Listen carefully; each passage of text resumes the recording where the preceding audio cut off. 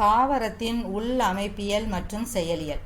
தாவரத்தின் உள் அமைப்பியல் அப்படின்னா என்னன்னா, தாவரத்துக்கு உள்ள ஒரு பகுதி வெளியில் ஒரு பகுதின்னு ரெண்டு பகுதி காணப்படுது. மனிதர்களுக்கெல்லாம் நமக்கெல்லாம் உள்பகுதி வெளிப்பகுதின்னு ரெண்டு பகுதிகள் இருக்கிற மாதிரி தாவரத்துக்கும் உள்பகுதி வெளிப்பகுதி அப்படின்னு ரெண்டு பகுதி இருக்குது. அந்த தாவரத்தினுடைய உள்பகுதியை பற்றி தான் இந்த பாடத்தில் நம்ம பார்க்க போகிறோம். தாவரத்தின் உள்ளே உள்ள திசுக்கள் மற்றும் உறுப்புகள் பற்றி அறியும் அறிவியலுக்கு தான் தாவரத்தின் உள் அமைப்பியல் அப்படின்னு பேர்.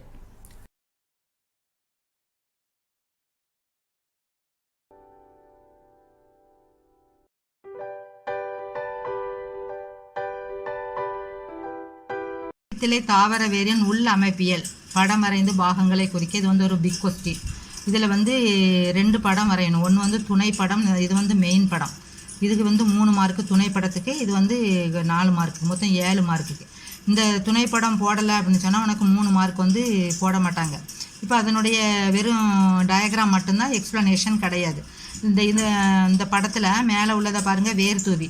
ஒரு சின்னதாக அப்படியே புழு நெளிஞ்ச மாதிரி இருக்குதுலாம், இது வேர் தூவி. இந்த வேர் தூவினுடைய வேலை என்ன அப்படின்னா, மண்ணில் இருக்கிற நீரை உறிஞ்சி எடுத்து அந்த தாவரங்களுக்கு அனுப்புகிற வேலையை செய்கிறது தான் வேர் தூவி.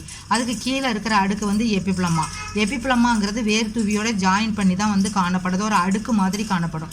அதுக்கு உள்பகுதியில் இருக்கிற ரவுண்ட் ரவுண்டாக ஷேப்பாக இருக்கிறது புரணி. புரணி அப்படிங்கிறது செல்களால் ஆக்கப்பட்டிருக்கு. அது என்ன செல்னா, பேரன்கைமா செல். இந்த பேரன்கைமா செல்லினுடைய வேலை என்னென்னா, தரசங்களை சேமித்து வைக்கிறது, நீரை சேமித்து வைக்கிறது, தேவைப்படும் போது அதை மற்ற பாகங்களுக்கு அனுப்புகிற வேலையை செய்கிறது தான் இந்த புரணி. இந்த புரணிக்கு அடுத்தாப்ப இருக்கிறது வலிசெல்கள். வலிசெல்களுக்கு உள்ள வாஸ்குலார் கற்றைகள். இந்த வாஸ்குலார் கற்றைகளுக்கு தேவையான உணவு துகள்களையும் நீரையும் இந்த புரணியில் இருந்து இந்த வலிசெல்கள் வழியாக உள்ள அனுப்புறது தான் இந்த வலிசெல்கள் அதில் இருக்குது. அந்த வலிசெல்கள் பீப்பாய் வடிவத்தில் காணப்படும். அதுக்கு உள் பகுதியில் இருக்கிறது ஒரு அடுக்கு. அந்த அடுக்கு அகத்தோல், அதாவது புறத்தோல் அகத்தோல். புறத்தோல்ங்கிறது புறத்தில் இருக்கிறது, வெளிப்பகுதியில் இருக்கும். அகத்தோல்ங்கிறது அந்த வலிசெல்களுக்கு உள்ளே காணப்படும். அதுவும் பீப்பாய் வடிவத்தில் தான் காணப்படும். அது ஃபுல்லாக பேரன்கைமா செல்லால் ஆக்கப்பட்டது.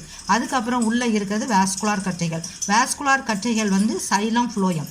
சைலம் அப்படிங்கிறது நீரை உரியும், ஃப்ளோயம்ங்கிறது உணவுப் பொருட்களை, உணவு துகள்களை உறிஞ்சி எடுத்து அந்த தாவரங்களுக்கு அனுப்பக்கூடியது. இல்லை இதை எல்லாத்தையும் வாஸ்குலார் கற்றைகளில் உள்ள சைலத்தையும் ஃப்ளோயத்தையும் இணைக்கிற திசுக்கு பேர் தான் இணைப்பு திசு அப்படின்னு பேர். இந்த இணைப்பு திசு பக்கத்தில் நிறைய பட்டைகள், அதுக்கு அடுத்தாப்புல வெளிப்பகுதியில் பட்டையாக காணப்படும். அதுக்கு பேர் காஸ்பேரியன் பட்டைகள்னு காணப்படும். ஒரு பாதுகாப்பு முறையாக இந்த காஸ்பேரியன் பட்டைகள் செயல்படுது.